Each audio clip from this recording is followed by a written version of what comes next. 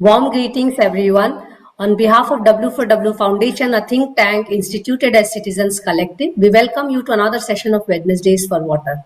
The conversation today is part of the International Association of the Study of Commons Asia Series, IASC Asia Series, and the topic today we are discussing is water sharing and community engagement in water conservation in Southeast Asia.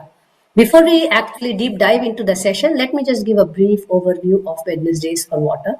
The objective of Wednesdays for Water is to engage in conversation with water experts, grassroots practitioners, policymakers, and youth to explore the complex intertwined issues associated with water and the possible solutions they are working on or seeking for.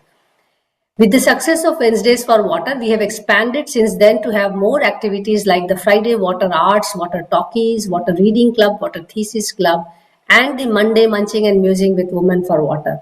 These are all online sessions, but in addition, we are equally active on organizing on-site water workshops, water walks and talks, seminars, special courses, and conference panels to continue the water conversation in various possible ways. Do visit our website www.w4w.in for more details. At W4W, we strongly believe that water conversation is crucial for water conservation. Apart from IASC Asia series, we are actually doing pollution series, biodiversity series, water anxiety series, and many more things like that.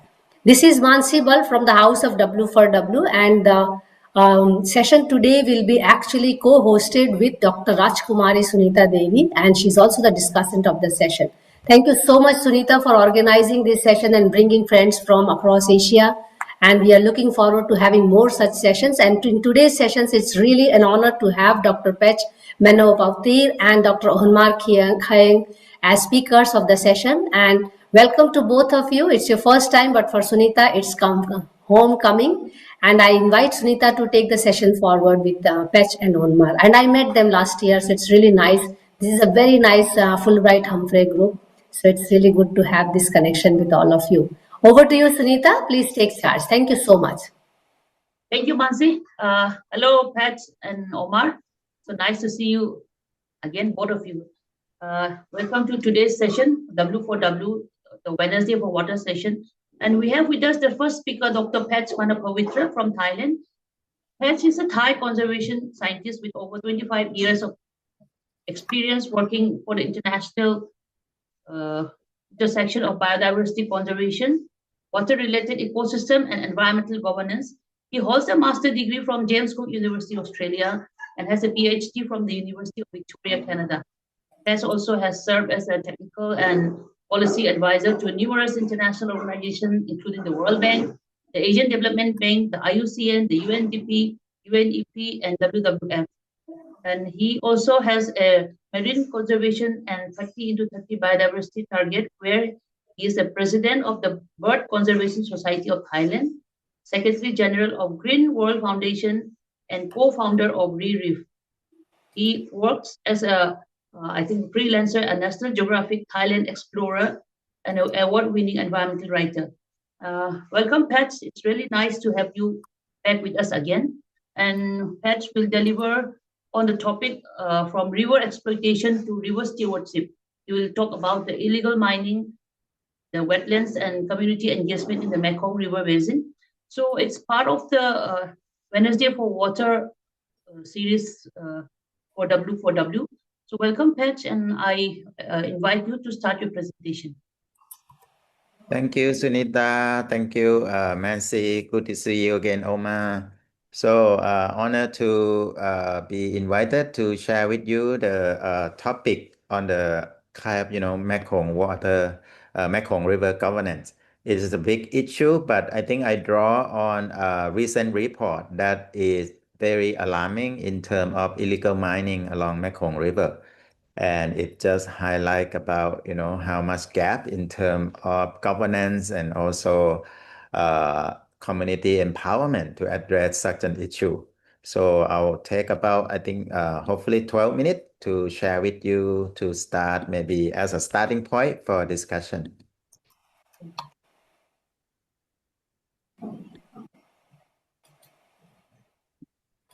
Can you see the full screen?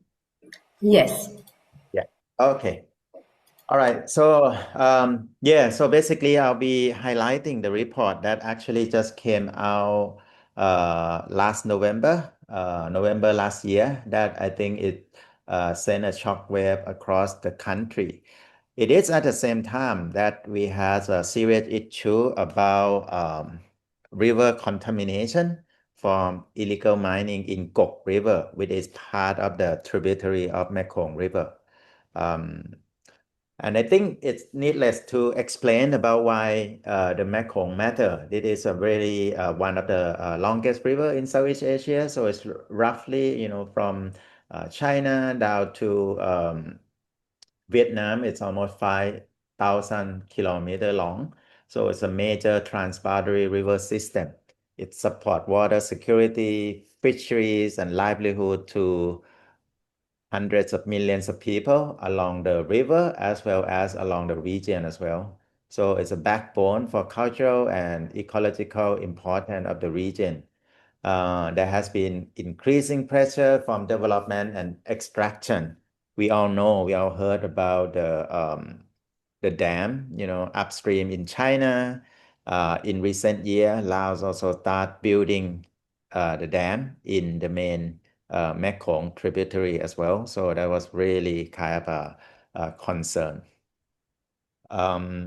So I think the topic that we want to frame the discussion is degradation. How did degradation affect quantity, quality, and also timing of the flow? Water sharing really depend on ecological integrity.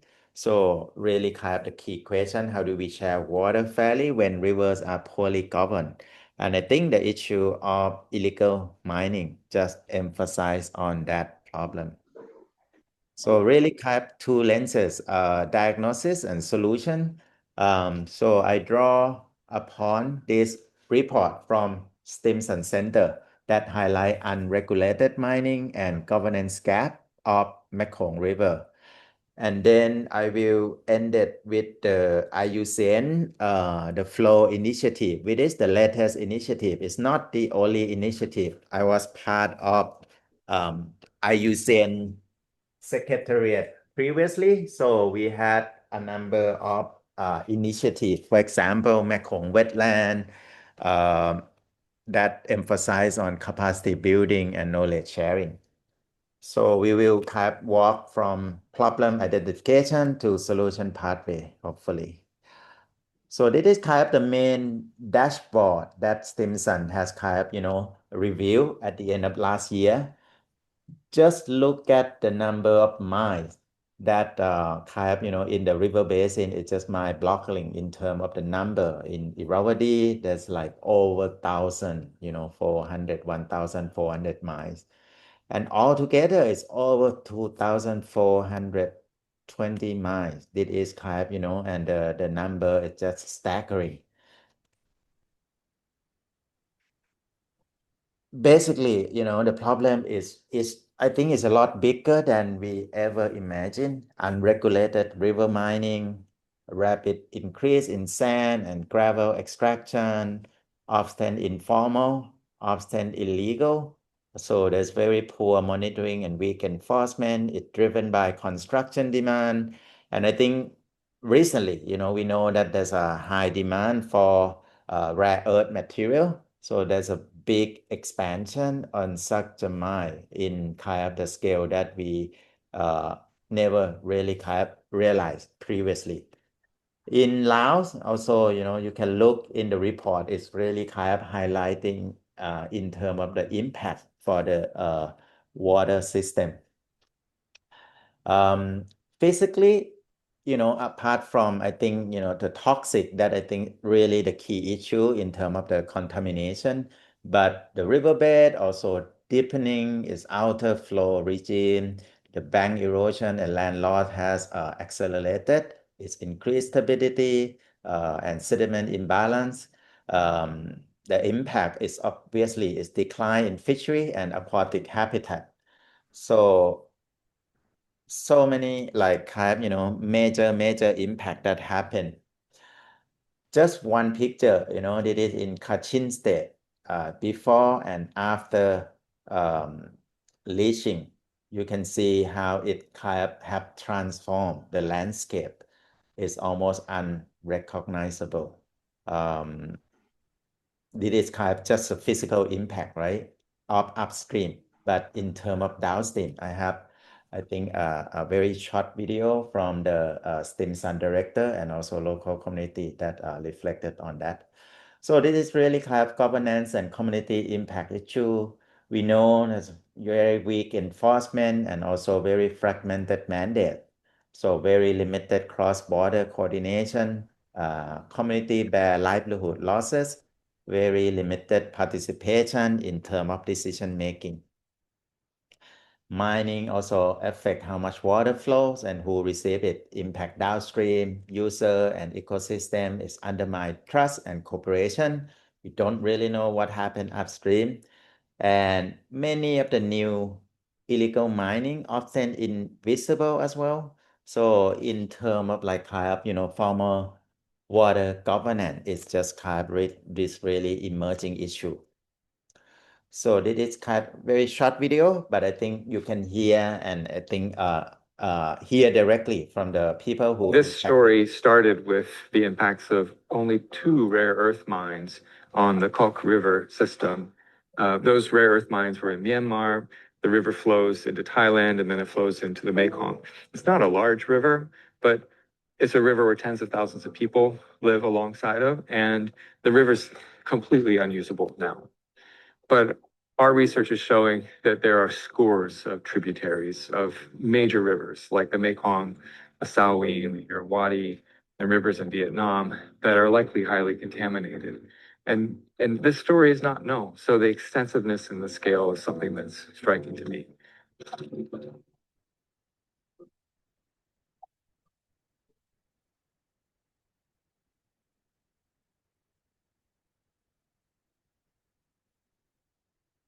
ไม่โขงน้ำโขงมันอยากว่ามันจะพูดว่ากูอยากร้องไห้เดี๋ยวอะไรก็มาเดี๋ยวน้ำก็มาเดี๋ยวอะไรก็มาปลาก็ไม่มีกูอยากจะร้องไห้คนก็จะร้องแหละหาปลาไม่ได้น้ำโขงก็จะร้องปลาไปไหนไปอยู่ไหนอ่ะ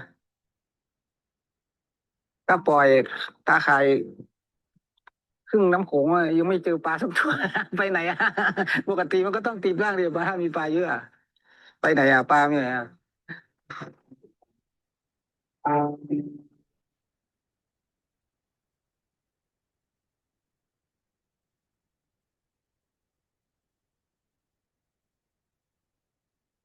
ากแม่น้ำจากท่าตอนนะมาถึงสุดทางของสามเหลี่ยมทองคำเนี่ยเราเห็นเป็น exponential decay ตามระยะทางแต่ว่ามันคือหางของตัวมลพิษที่วิ่งมานะครับเพราะถ้ามันวิ่งมาเต็มๆครับมันจะมาเป็นมันจะมาเป็นเขาเรียกว่าcomplementary error function มันจะเป็นตัว S นะครับตัว S กลับด้านนะครับซึ่งแปลว่ามันมีมลพิษก้อนใหญ่ที่อาจจะกำลังไหลมาอยู่ว่าธรรมชาติมันต้านไม่ได้นะครับเนี่ยแค่ประมาณ2 ปีที่มีเหตุแรงในเมืองทองเยอะๆในพม่านะครับถ้าปล่อยให้เดินต่อไปธรรมชาติจะเอาไม่ไหวแล้วปลาเนี้ยมันจะวิ่งมาค่าเพื่อจะขึ้นสูงไวมาก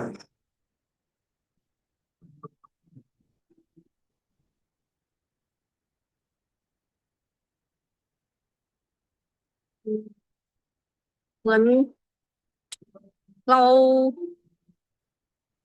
ตายไปครึ่งหนึ่งแล้วค่ะคือแบบนี้คือเอามารดน้ำสวนก็ไม่ได้มาทำอะไรก็ไม่ได้อย่างเงี้ยค่ะพอเราเอามารดน้ำผักเขาก็ไม่ซื้อผักเรา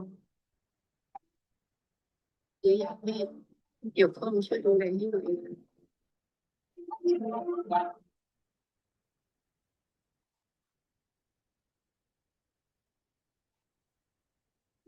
สิ่งที่เป็นผลพิษข้ามพรมแดนซึ่งปัจจุบันเนี่ยเวทีระหว่างประเทศโดยทาง MNC และ LC เนี่ยก็รับประเด็นนี้ไปแล้วนะครับซึ่งเป็นผลการประชุมร่วมระหว่างไทยกับพม่าเนี่ยก็ได้มีการหารือมาแล้วมากกว่า1 ครั้งนะครับที่ก็จะมีการตั้งคณะกรรมการวิชาการร่วมขึ้นมากันเพื่อพิจารณาประเด็นนี้โดยเฉพาะขึ้นมาอีกเวทีหนึ่งครับ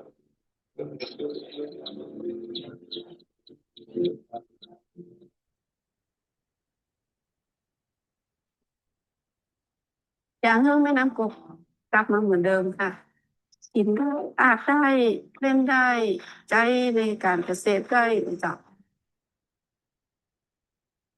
ฝากช่วยหน่อยเจ้า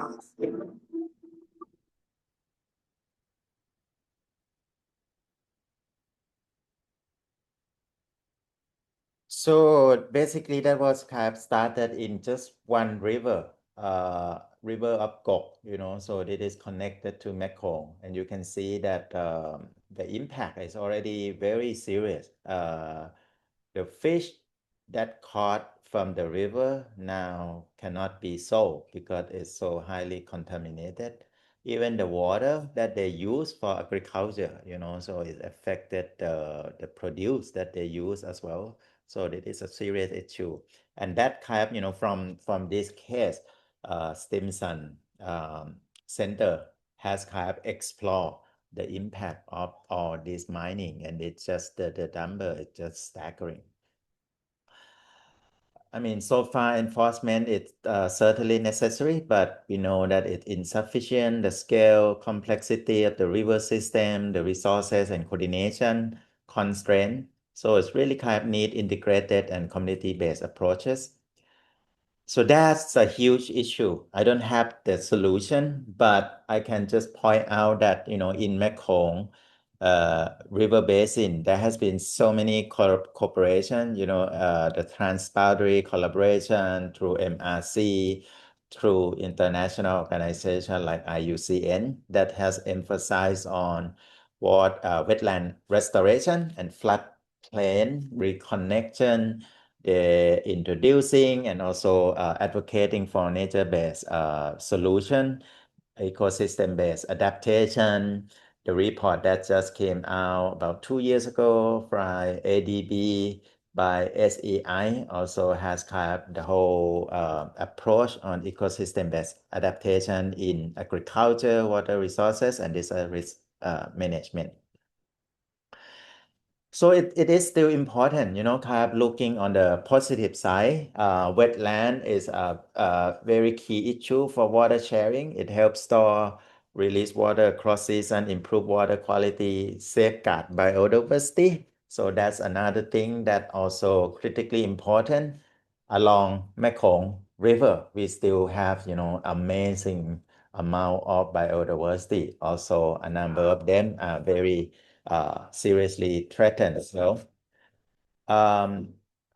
Biodiversity, so support, sorry.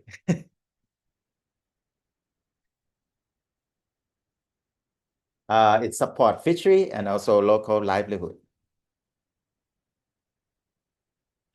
Community engagement as a core strategy. I think in terms of, the big issue of illegal mining, it very much need enforcement, but local monitoring and stewardship can play a key strategy as a solution as well, such as co-management of wetland, building ownership and compliance, strengthen long-term sustainability. So from extraction, how can we turn this into stewardship? I think mining just reveal the governance gap that although international organization trying to address, restoration can build ecological function, and I think community engagement also rebuilds trust. So healthy river will enable a lot fairer water sharing. So I think key takeaway from the recent report by Stimson is really kind of illegal mining. It is also a water governance issue as well. Water sharing fail when extraction is invisible. So many small-scale illegal mining that happen in the water basin is something we need to be better track and monitor. Wetland restoration can reduce the conflict, building trust, and community stewardship can strengthen cooperation. So I think that's the end of my presentation, and I just leave some of the discussion question up there, but we can come back to this or we can go right away. So up to you, Sunita.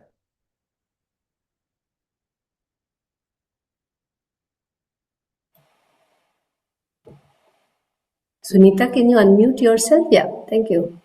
Thank you so much, Pech. A good overview because it's a new site for all of us.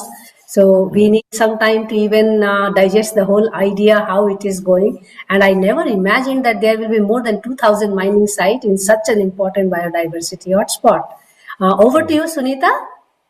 I think it would be better if we carry on with the presentation first. So I would like to invite Dr. Omar Khan to make her presentation on exploitation as challenge and community as solution in the, how do we pronounce it, Indagui Lake from Myanmar. Welcome, Dr. Omar Khan. I've known her personally as a Humphrey Fellow, but I welcome you again as a speaker of today's W4W, the water session. Dr. Kang is the country manager for Myanmar for the Asian Center for Biodiversity since 2023. She has leading initiatives on biodiversity conservation and regional collaboration. She is also the founder of the Myanmar Climate Change Working Group, engaging with platforms such as the Asia Climate Change Consortium. And she is also part of our Humphrey Collaborative Alumni Project, South and Southeast Asia, which we won from the US Department of State into 2024. And she has an experience of about 30 years in food security, rural development, and climate change. She works extensively on policy, advocacy, program management, and community empowerment across Myanmar and Southeast Asia. And knowing her personality, she is a very strong and dedicated water warrior, like we said, and mostly on the community side, where she has worked for FAO, UNDP, UNEP, the World Bank, and many, many more. So I welcome you, Dr. Kang, to kindly make your presentation on exploitation as challenge and community as solution for the Idakwi wetland from Myanmar. Thank you. Thank you, Dr. Sunita. I'm very much grateful and proud of joining this webinar, Water Series. This why I picked this Indagui Lake. It is to be able to cope up with the theme of the IASC Asia series, this water sharing and community engagement for water conservation in Southeast Asia. Because of this is important to know the how we are facing with the exploitation, and then how we are having the huge challenge, how community are solving themselves as a coping mechanism, but how they need our assistance for the better and effective water governance at local level, regional level, and national level. So this is why I pick this topic. Also, to compatible with the Dr. Patch presentation and his sharing on the Mekong region-wide problem, particularly for the mining issue. Yeah. Okay. So can you move to another slide? This is already finished. Yeah. Yeah. Okay. Good. So I think in connection to the Dr. Patch presentation, this is also a remarkable point of that, how we are really connected to the this Mekong region challenge, because of these all the sources, these all root causes are happening, particularly coming from Myanmar, particularly from Kachin State. Because of this Indagui Lake, it is a northeastern part of the Kachin State, which is in up north in country. So where Dr. Patch mentioned in his presentation. So Kachin State has a full of natural resources such as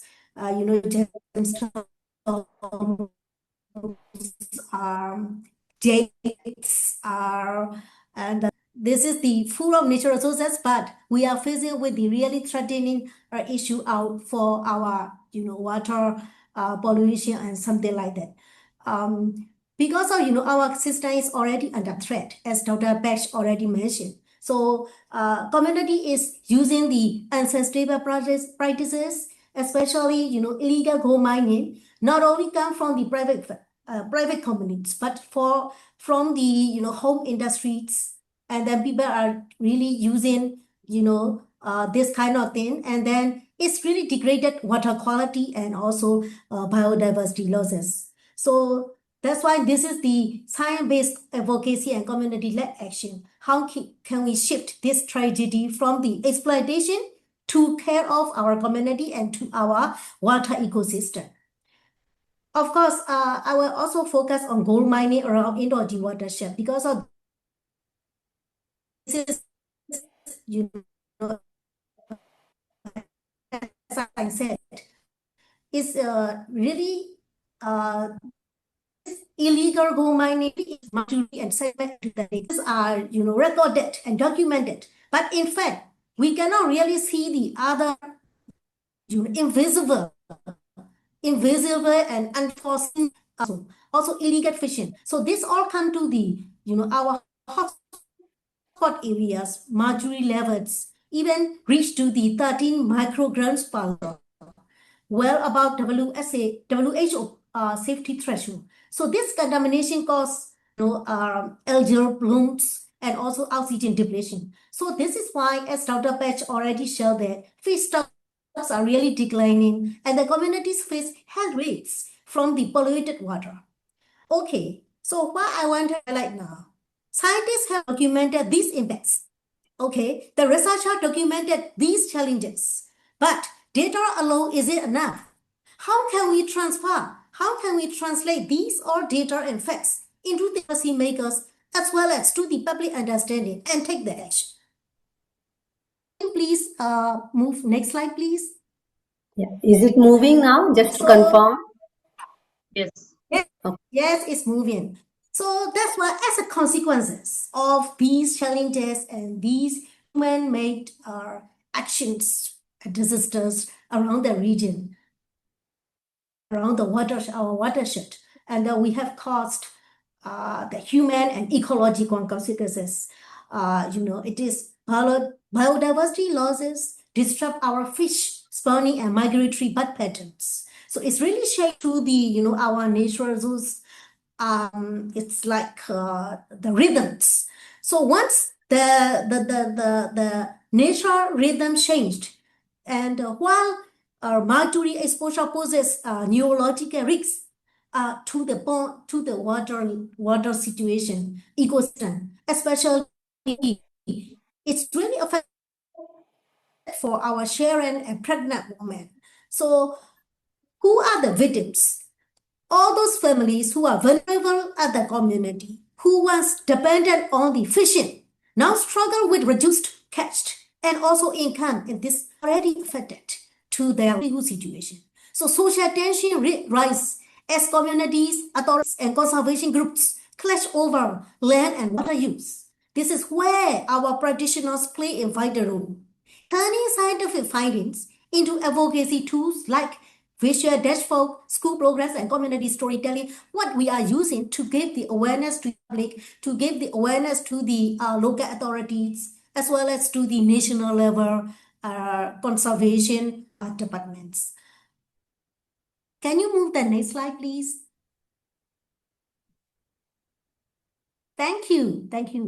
So, as you may see in my visual slide, that to reverse these trends, we definitely need multi-level action. We cannot do only as community, only as the local authority, only as the regional authority, only as the national. We really have to see like our dimension should be multi-level dimension level. First, community awareness. Okay, here I want to highlight citizen science. As I already mentioned earlier slides, we definitely need participatory monitoring and local storytelling. They all can make invisible threats too visible to the policymakers, to the action practitioners. Second, we definitely need to help and assist to the local community to adapt and to adopt alternative livelihoods. Because when we do the conservation practices, we cannot really support the conservation activity and actions. We really need to support the alternative livelihood.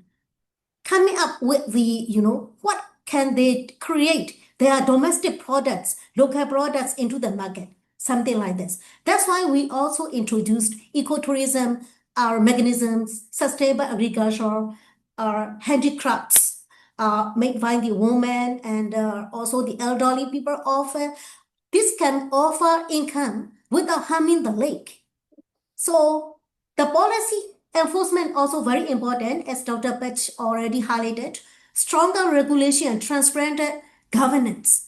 It is the totally lack of mechanisms right now in the country and also in the local situation because we have our internal conflicts. So another thing is logistic problem. The area is now so much difficult to reach to the area, and the local authorities are really having the difficulty and challenges to access the market.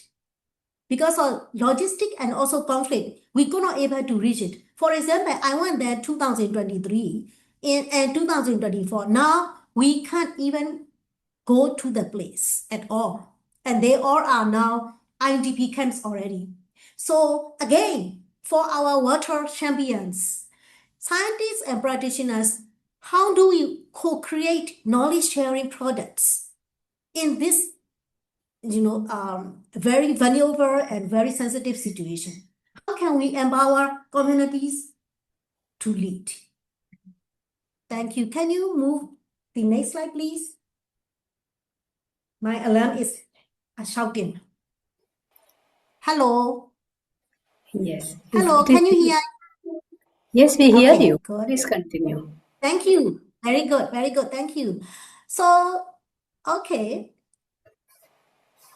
Let's imagine that our Indore Lake can become a living classroom for water governance, maybe for national as well as for the regional water governance, by integrating science with community wisdom. Okay, how we shift from exploitation to care to our water ecosystem. Women and youth, they all, women and youth are champions of, water conservation. Often the most effective groups and people in our community. They must be central to this transformation. But of course, they are the good champions to advocate to the local authorities and other key stakeholders in the local level. Let's envision our future, where data informs action, where our facts and scientific findings, stories, how can we create, how can we shape our stories, inspire, change, and also where regional collaboration amplifies our local voices. We can even reach to the area, how our local community can amplify their real, true voices to the regional level. Because water is life. Okay, the knowledge is the real goal. When communities understand, we need to protect. That's why we really need to create the atmosphere, the ecosystem, how community can lead themselves, also how ecosystems can heal by the community action. Can you move the last slide, please? Okay, this is the point I would like to end with this, the message.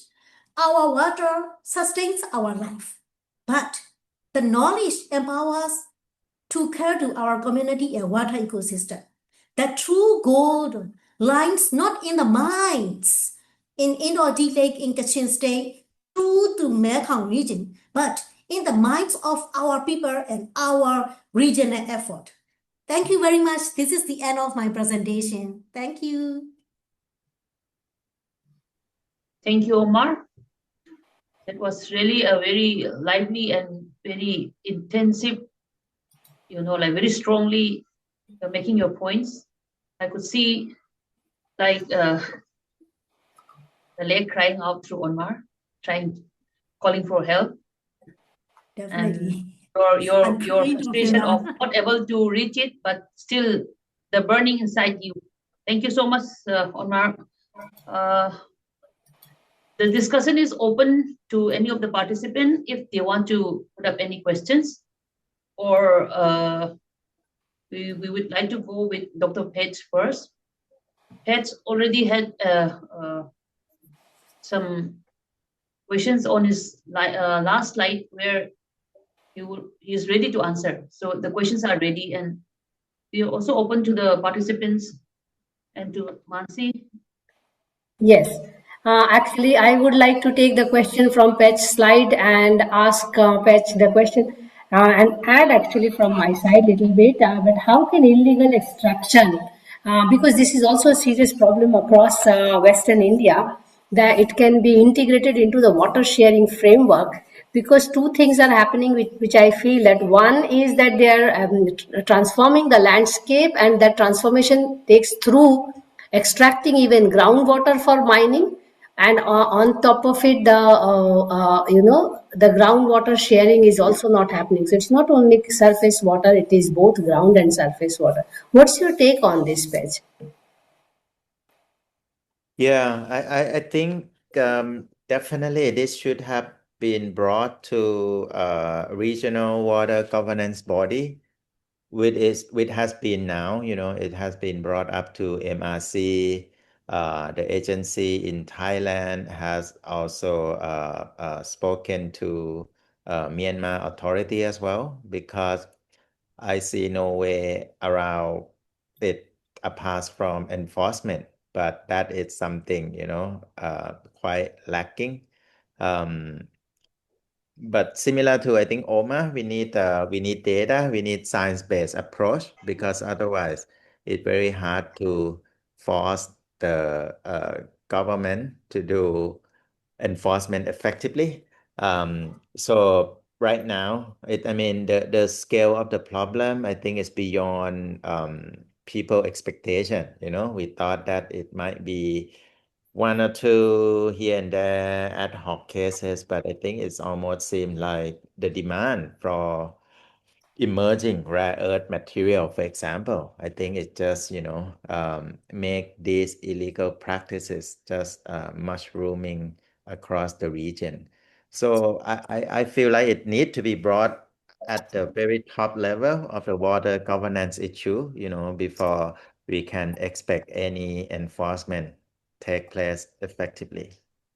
So is mining a more organized sector? Like in India, it is one of the most unorganized sector, and now they have come up with a new narrative, or I will say more of a jargon, as sustainable mining. I mean, what can be a sustainable mining, and how it also brings the equity crisis into water share? I mean, because you are talking about two levels. One is a transboundary between the regions, but there is another which we have to look at within the region. Also, there is inequitable share of water. How is it really discussed even in your region? Yeah, there's no such a sustainable buying practices as I Yes. know. In India, we are promoting it. I don't know what that means. Yeah, it's like it's kind of greenwashing. I think in Thailand we try to control from the sources, but for example, I think this particular issue is transboundary. So the source is located in another country. So we really need a much stronger cooperation, and also I think regional water governance body really need to act. Yeah.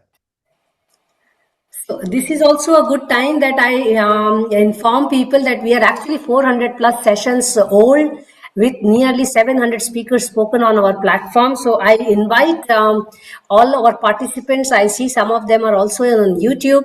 If you are interested and if you have a water story or a concern, do reach out to us at hellowforw@gmail.com. We continue with Q&A. Over to you, Sunita.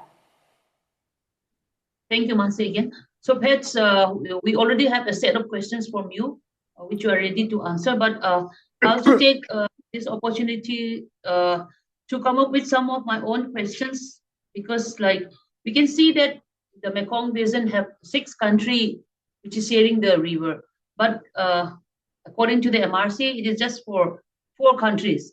So from whatever knowledge I gathered, that China and Myanmar is not part of the agreement, but you talk about the MRC. So how does it affect like 2 countries, which is a measure, like China has about at least around 21% of the river, but such a big, the percentage is out of the MRC. So have you ever come across like, how is the policy according to the MRC of 2 countries not being part of the this one, the commission?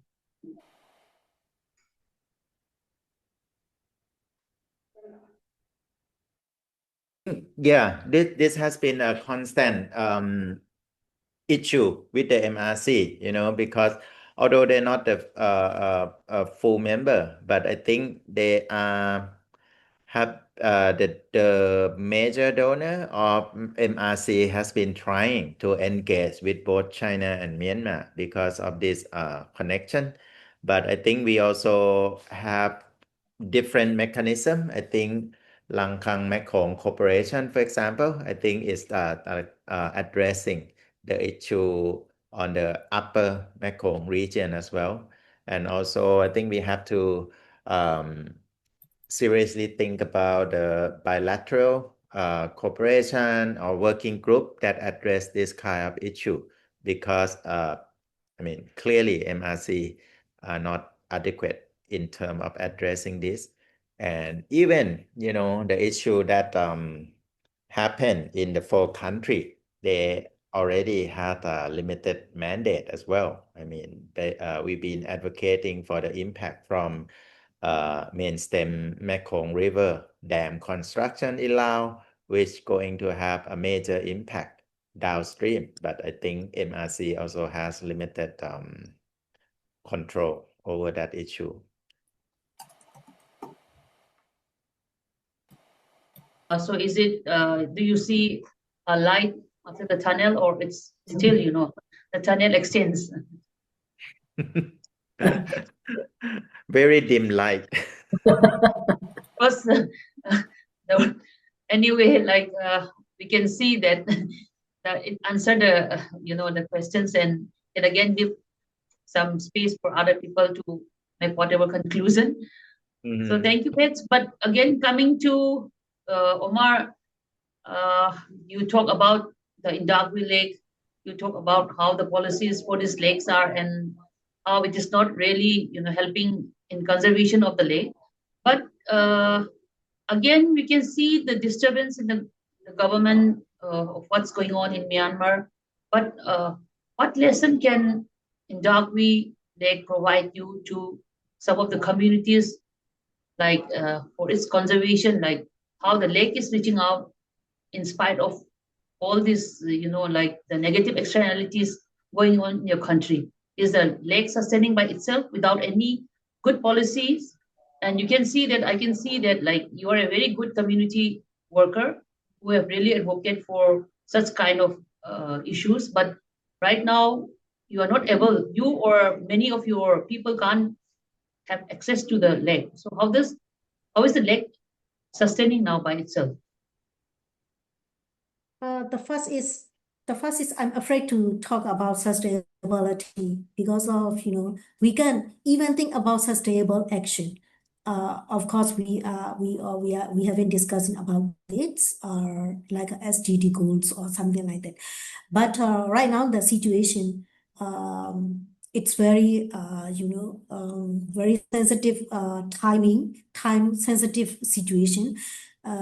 One of the luckier things among what we did is that we make the like a local championship. It's like I already mentioned in the presentation that youth groups and also women-led groups, they have like some livelihood activities. Even though they don't have a market, they can produce themselves, and this already circulation their value chain. So they have something, for their livelihood and income. Of course, the products cannot able to reach to other areas, but they are they are sustaining themselves in their value chain. But of course, this is the only the happening in the good area. Some areas are nearly, they nearly left the home. They almost left the home because and go and staying in the IDP camps and also coming down to Mandalay or Yangon or something like that. So the rest of the groups, community groups staying over there they are trying to do it themselves. But I don't think this advocacy action is happening right now. But awareness, some very community-led groups are still surviving with the assistance of some NGOs who cannot go that and stay that place. But this young group are really leading this community awareness.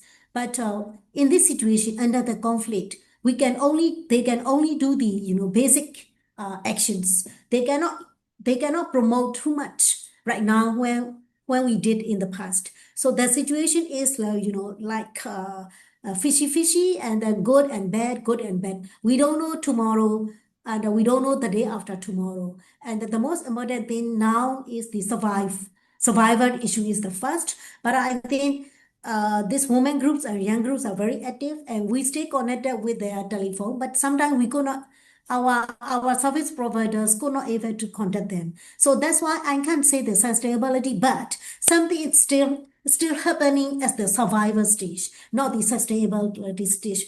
But I hope very much once we have getting back, the community can continue work over there. Thank you. Thank you, Onmar.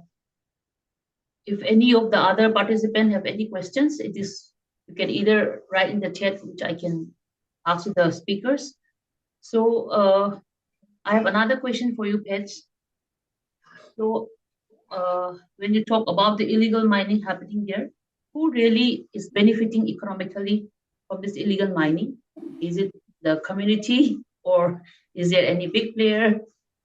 So because Yeah, I think mainly big player, because and I think in Thailand almost no one benefited from it really because it affected the main river, it affected also other sector as well. As I think from the interview in the video, you can see that the farmer even suffer from it because the water become unusable. It's so contaminated. They cannot use for agriculture. They cannot use for um, for their own personal use. So this is a very big issue, and that's why I think this issues really kind of trigger um, a wider investigation, river basin, because how many cases that it happened like this, I mean, on our watch, because it is also something that we never seen it before. So it's kind of invisible. Yeah. But again, you talk about the stewardship of how, it's a positive, it's on a positive tone, like how the communities are playing a role in again. So can you throw some more light on that? Yeah, I think so. Because of the seriousness of the issue, there has been a good cooperation between local research institute and also community, how to trying to tackle, especially in terms of community-based monitoring. And I think this should expand or go beyond to other initiative as well, because we seem to have this joint narrative, because on one thing, a number of international organizations also working in Mekong River, trying to do more positive projects such as capacity building. There's a network of Mekong University, for example, knowledge sharing, trying to build capacity, trying to empower community in terms of restoration. and that sort of initiative. But I think it needs to be drawn to connect to some of the urgency of the issue as well. How do we tackle this kind of thing?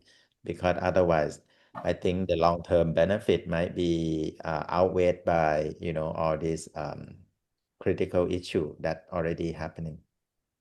Exactly. Yeah. But again, looking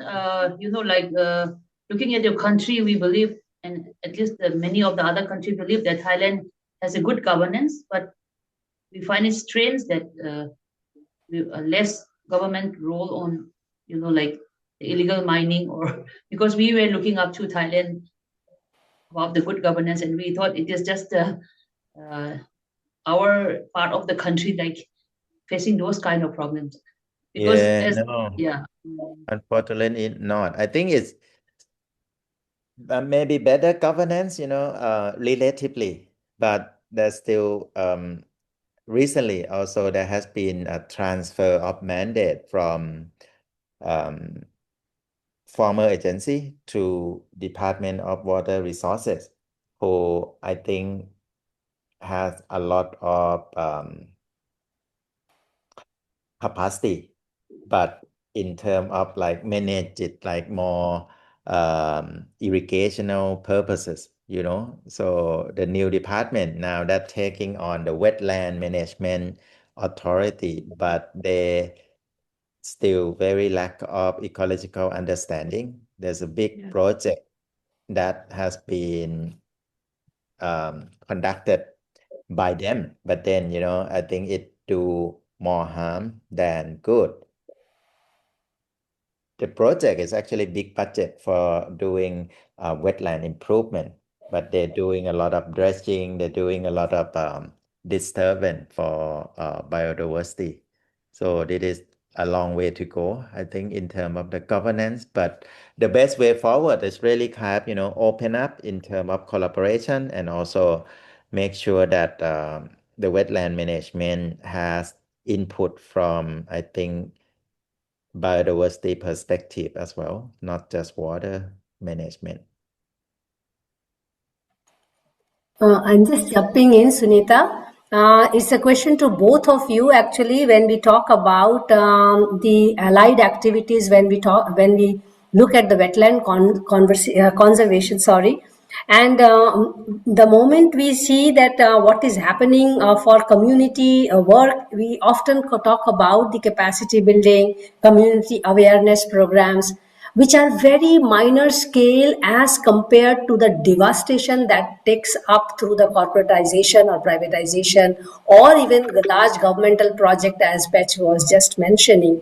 So there is a serious mismatch I find even in India and Pan, South Asia, from my example, that we are on one scale, there is serious degradation, systematic degradation, planned degradation happening, and there is a compensational attitude which is taken up, and probably or helplessness attitude from the researchers, both scientists, that we tend to make community more aware. But the mismatch is that the community whom we are making aware are not the destroyers of the situation. They are not in the decision making situation. So what is your take on this condition? Because this is something which has been disturbing me for last 2 decades, because they are completely two different set of stakeholders, and we are targeting the stakeholders who are actually more affected and who are not the one who are affecting the ecosystem. How many times we go out and really do this awareness, or even using stick to corporates or government offices, telling them that this is wrong. We are unable to do that as scientists. What's your take, both of you, if you may please answer it? It's a tough question.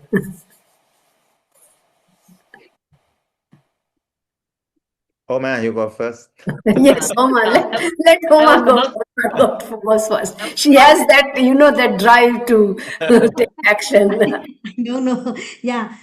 I think it is something very much related and not very much similar to the, like we did the community forestry in the buds, like a 30 years guarantee, land guarantee for our community forestry users. But in Kachin State, what happened?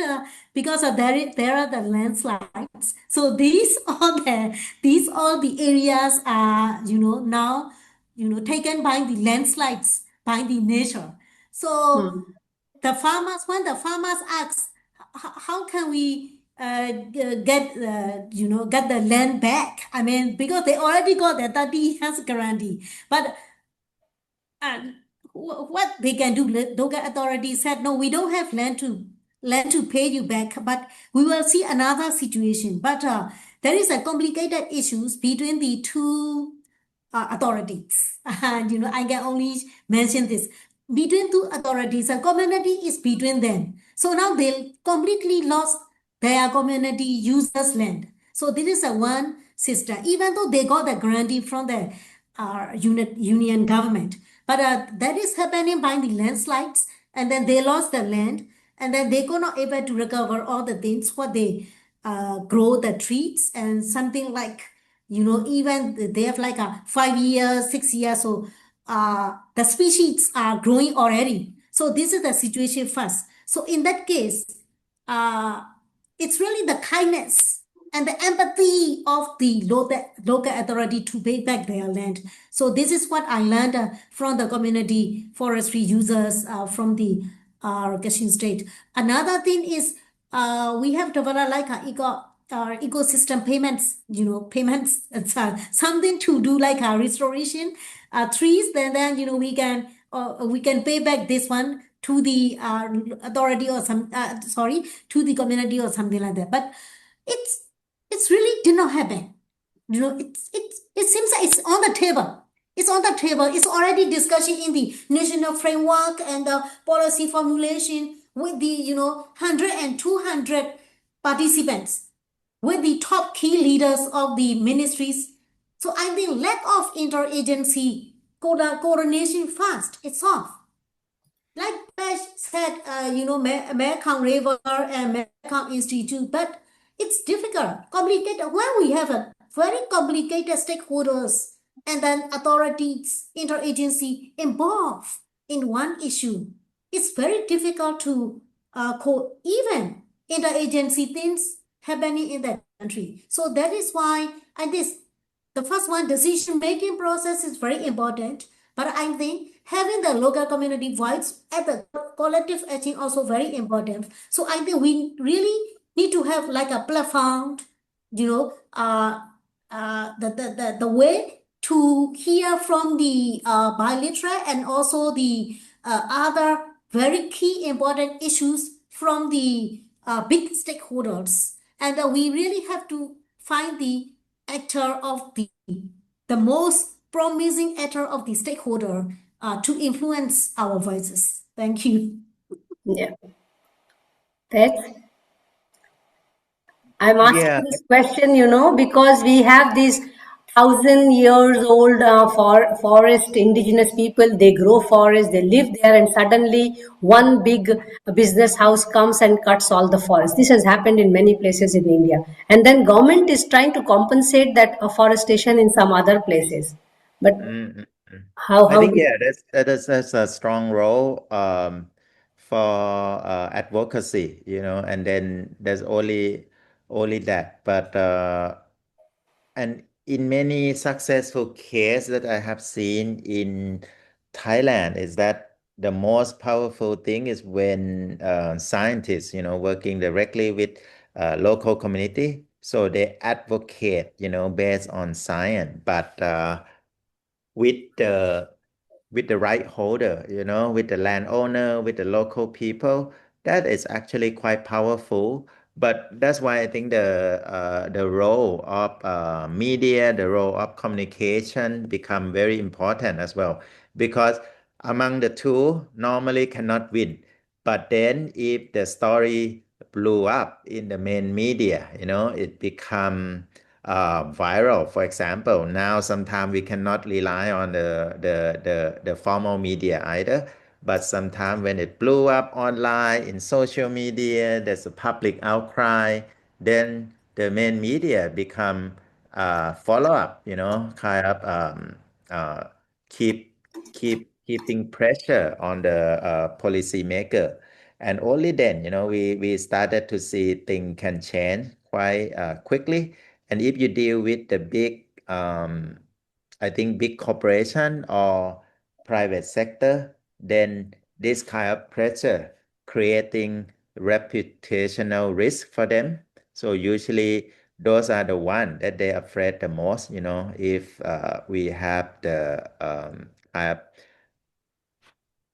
wide scale media coverage, or really kind of it become a public issue. And normally to create that sort of public outcry, you need a very strong science-based information. You Absolutely. need really kind of a strong local voices. And then between the two, with the media, usually you have a successful formula, at least from my personal experience. Yeah. Yeah. Not all the cases, but yeah. Yeah, you made a very interesting point here, because right now I'm sitting in Germany and working on a transboundary wetland project, WforW, and it's actually supported by the government and, of course, the funding agencies from the countries. And we are 142 scientists working on one WforW project, which is one of the largest wetlands in the world. But you made a very important point here, and I would like to see how scientists across these regions are working together. Where are the big platforms? Are they supported by, intergovernmental funding? Because right now I don't see SARC is in action, and SARC was never supporting science. It was only business opportunities. But anyway, nevertheless, we talk about the hydro diplomacy some other time, and I hand it over to Sunita. And I also see there is Rajendra Jaiswalji. Okay, he has just mentioned his phone number. And if there are anyone from the participant who has a point to make, or suggestion or question, this is the last moment, and we will soon close the session.